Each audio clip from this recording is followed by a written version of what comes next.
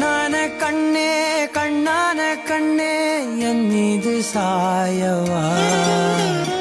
பொன்னான நெற்றை பொன்னான கையால் பூ போல நீவவா நீ தூங்கும் போது முன்னெற்றி மீது முத்தங்கள் வைக்கணும் போர்வைகள் போர்த்தி போகாமல்